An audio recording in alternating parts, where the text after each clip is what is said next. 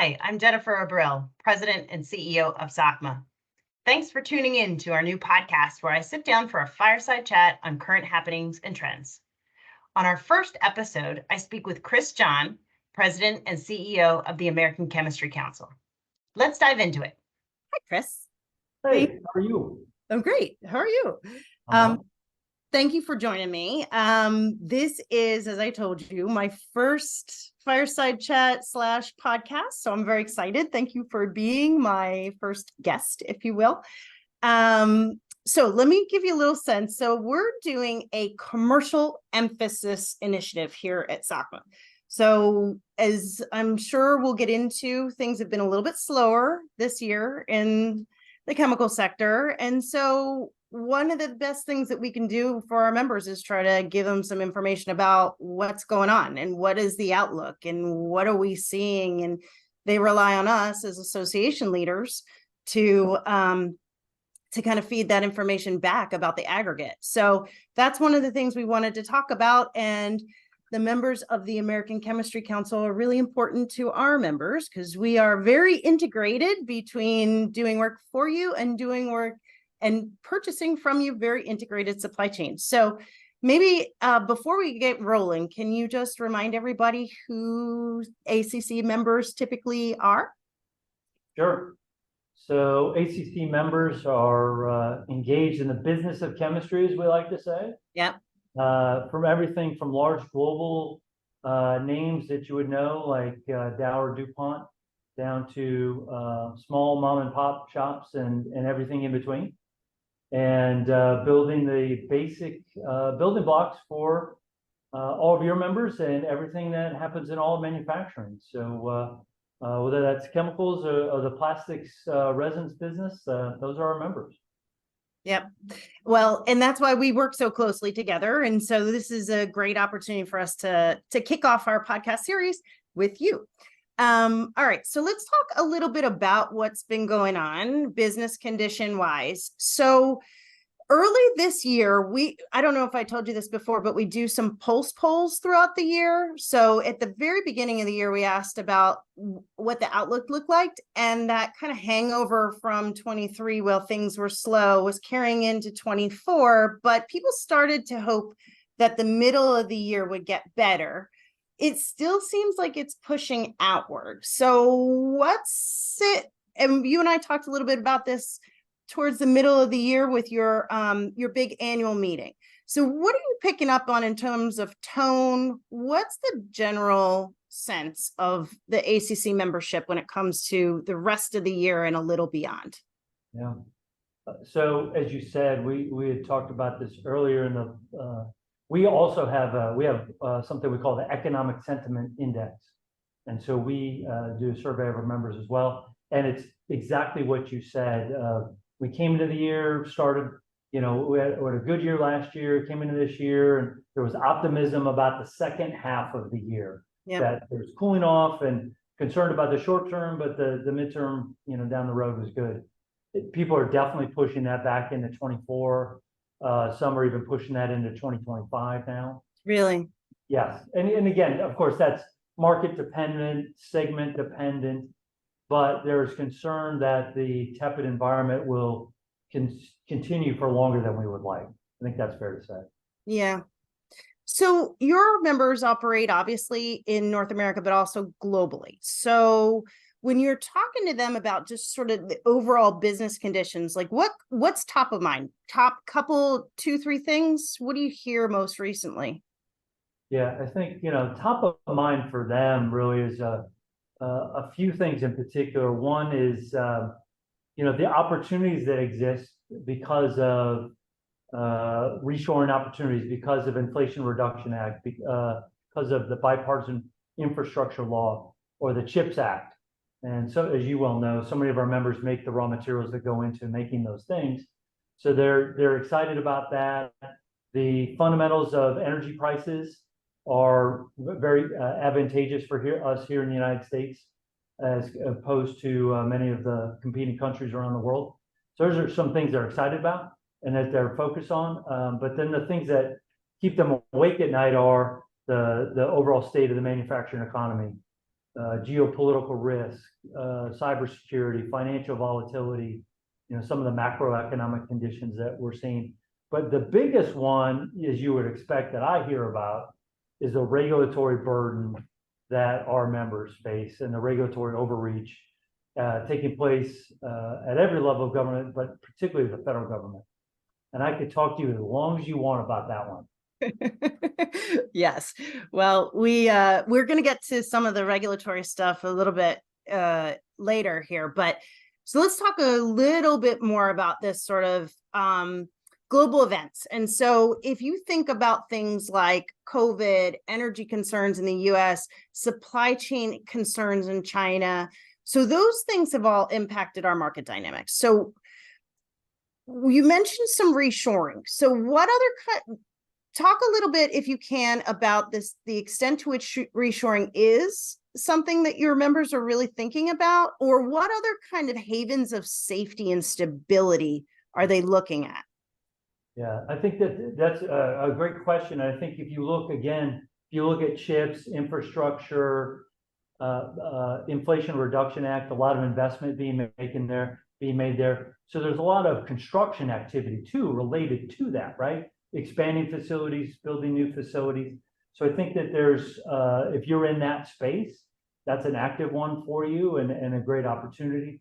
Another bright spot would be vehicles, right? So everybody's well aware in the general economy that, used vehicle prices spiked because you couldn't buy a new car. And, there's $4,000 worth of chemistry, give or take, in the average new vehicle. Mm-hmm. And so we've had 3 years of below average sales in new cars. And so that's expected to rise this year. We're still not at the level we were probably 4 or 5 years ago, but, finally getting to the point where there's enough chips and enough cars to be able to sell those. Yeah. And, you also need a lot of plastics to lightweight those vehicles. So I think vehicles is definitely a safe haven. We track 18 different, customer markets. Only a handful of them are going to grow in 2023. So vehicles is definitely a high point. Okay.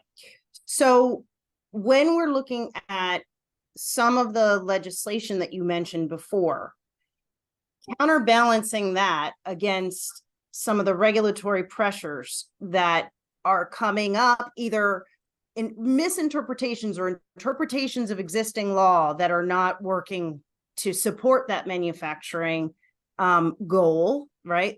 That reshoring and that growth of the manufacturing base, or new regs that are coming down the pike. So where do your members, or where do you all see some of these bottlenecks? What's working against us? What's basically clogging up the pipes? Yeah. So I would point to 2 things. One is, as you said, the regulations that are coming our way. There's already 1 million restrictions on the manufacture of chemistry in the Code of Federal Regulations. And I'm not complaining about all those. I'm complaining about what's in the queue. So we are tracking what the Biden administration is proposing. There are 13 regs currently pending that would increase the chemical industry's compliance costs by 50% with just 13 regs. They've got 7 economically significant rules, which is 3 times more than Obama, Bush, and Trump. And so we're already the most heavily regulated sector in all manufacturing.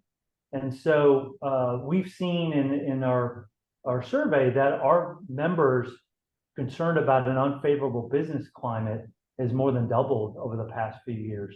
And that's one of the main drivers of that. Mm-hmm. That's number one. Number 2 is the new chemical program at EPA. And you're well familiar with that, but your listeners can go to AmericanChemistry.com. We've got a ticker on our website now. There are 392 applications pending at EPA, and 94% of them are behind the statutory deadline. So we're if this was a Major League Baseball player, they'd be sent back down to the minors because they'd be batting they're at a .06 rate right now. So that's no good. You couldn't even play for the Washington Nationals at that batting average. Well, I have seen that ticker. It is very cool. I love that you guys put that together. And we were going to absolutely touch on the new chemicals program and TSCA and what's broken, right? So what else? So for those that aren't following as closely, and you mentioned some of at least the tracking that we can do, that's really critically important so that we can continue to put pressure on EPA to actually meet their statutory deadlines. But what else do you see that's not happening because we can't get new chemistries approved? Well, if you look at even the administration's own initiatives under CHIPS and IRA and infrastructure, you need about somewhere between, it's a little over 300 chemistries to manufacture a semiconductor, right? So everybody's aligned about the idea that we should reshore that entire supply chain. Well, the EPA is looking to ban 5 chemistries that go into the manufacture of semiconductors. That doesn't make any sense, and their EPA is working against their own policy goals right now. And so it's things like that that just don't make it, or EVs, wind turbines, solar panels. If you look at the climate agenda, again, you need a variety of those chemistries and plastics to manufacture those goods. We're not going to be able to meet the goals they've set for themselves if EPA is restricting the manufacture of those chemistries. Yeah. And as independent organizations, and then together collectively, we've done a lot of work on trying to rectify this, and we're not done, right? So we've just, you and I and a few other folks have been part of a new group under the National Association of Manufacturers that's really pushing to bring some of these inconsistencies to life and to really highlight that. Yeah, indeed. And so much appreciate your leadership. I think, and I say this to members all the time, but we're in the connecting the dots business. So EPA makes a policy decision without any understanding of the economy, the supply chain, or chemical manufacturing. Yeah. So they've got their blinders on, and they don't understand the real world impacts that the decisions they make have on these downstream industries. And so that's our job, and that's what you and I have been doing. To connect those dots for them. So you and I were in that White House meeting a month or two ago, and we've had a number of follow-ups since then. And I'd like to think we're making progress. We're certainly doing a lot of educating, and we've had a win or here or there in terms of specific permits or chemistries that have moved forward. But a lot more needs to be done going forward, and we're going to keep working it hard. Yeah, same. And we really love working together with you all on this. I mean, we're on the same team here, so we'll just keep at it. Maybe a little bit more on another thing that burdened us throughout the pandemic and is continuing on, and that's workforce. What's happening these days with your members and labor issues? So, and I don't mean, let me phrase it differently. Recruiting, retention of employees, acceleration of retirements. Where's your membership right now on that, and what are they saying about it? Yeah, that's a significant issue. It's definitely a top tier issue. In fact, one of our recent surveys, basically 3/4 of our members have indicated that attracting and retaining a quality workforce was a top business concern. And more broadly, we were talking about manufacturing. In this country, we need 1 million more STEM workers by the year 2030. So it's not just our space. We're competing with everybody for these people. Everybody. Right? And if you look at the, it's not like the business of chemistry doesn't pay well. Look, the average wage in our industry is almost $100,000. And so for somebody with a high school education, you can do very well in this industry. So it's not that we're not paying people enough. It's that we need to attract more people into the industry. And so, yeah, it's a top priority for our members. And Jen, you and I have talked about our FOSSI program, the Future of Scholars Initiative. So not only do we need to attract more people to our industry, we need to attract a more diverse workforce too. Quite candidly, the chemical industry looks a lot like me. We need less old white dudes working in the industry. And so one of the things we've done is we created a program that provides scholarships to attend historically Black colleges and universities and provides them a scholarship to do so, as well as internships and mentoring opportunities. And in 2.5 short years, we've raised $30 million for that program. Yeah. So that's a small piece, but I think a significant piece of what we're trying to do to attract talent to our industry and diversify our workforce at the same time. Yeah, it's been an amazing accomplishment. Really, really exciting opportunities that you guys have spearheaded there, and very, very proud to be associated by extension with you and all that great work. So sort of bringing it all together, it's interesting that we've sort of gotten ourselves to a place where manufacturing is attractive in the United States again, right? I mean, we can work on the things that are not working as well, but really the emphasis here is to say that we have a very, very viable industry, one that is ready to, of course, meet all the needs of the administration's goals. And so really what we want to do is help get some of those things out of the way so we can really grow as an industry and bring all that manufacturing back to the US again.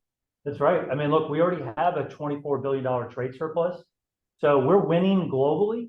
And if we didn't have this regulatory overhang, we'd have the ability to grow that much more quickly, to create more jobs, to solve some of the world's biggest challenges. I mean, look, this is the best high-tech industry there is. I know some people want to sit on their couch and create apps, but if you really want to make a difference in the world, this is a great opportunity to do that. If you care about climate, you care about clean air, you care about clean water, this is the place where you can make that happen. Yeah. And so I think kind of selling that purpose and that opportunity to have an impact in the world, as Steve Jobs talked about making a dent in the universe, right? You can do that in the chemical industry. And I think that's a great opportunity that others don't have the opportunity to provide. No doubt, no doubt. So, I mean, would you agree that we're just sort of in a temporary setback? I mean, it feels to me like, in terms of business climate right now, feels like the economic, that the status of the US, or at least North America, is still really strong. It's just that there's been a shift into services more so than to goods, but it feels like it's going to course correct as well. And at least the tea leaves I'm reading is more like, as soon as that comes back, at least our members are preparing for a bit of a tsunami of orders coming in. But whether that's Q1 of 24 or whether that's Q2 or 3, that's the hard part to read. But it really feels like it's there. It's getting more and more pent up. We talked a little bit before about inventory drawdowns. So if I never hear the words inventory destocking again, I'll be happy, right? But I think you've nailed it. Our members are long-term very bullish on the United States. Good. And manufacturing here. So the future is bright. Again, we have a significant energy advantage. We've got the ability to attract a good workforce here. Our members invested, something in the neighborhood of $13 billion in R&D in the United States last year. So we're really excited about the long term. And once we work through the short-term headwinds, really, we'll see continued significant investments in the United States going forward. So great to be on this side of it. I mean, we've been in the chemical sector a very long time, you and I, in different elements. And isn't it nice to be in it's a positive environment now. Yes, we got a great story to tell and excited about the future. Absolutely. Absolutely. Okay, so very last question. You told me you do fireside chats with your members on a quarterly basis, but then you ask them something at the end. So I'm going to ask you. Okay. Uh-oh. All right. So I got one for you. NFL kicks off the season this weekend. I know you're a huge Steelers fan. What are the predictions? So, I've got the terrible towel back here, and I can see it over my shoulder. The 6-time Super Bowl champion Pittsburgh Steelers. That's the one. That's the team you're talking about. So very excited. I'm not sure I'm a Kenny Pickett believer, okay, but I want to be. Okay. Their defense is really good. They'll be competitive. They will compete for a playoff spot, and I think that they will sneak in and they will be a dangerous team in 2023. I hope your prediction comes true. Knock on wood. Chris, thanks for doing this. Great seeing you as always. And let's hope we get our wave sooner than later. That sounds good. I'm aligned with you on the bullishness going forward, and thank you so much for having me. Thanks, Chris. Thanks for tuning into this episode. I hope to see you back here for our next one. In the meantime, check out SOCMA.org for links to other podcasts and SOCMA programs.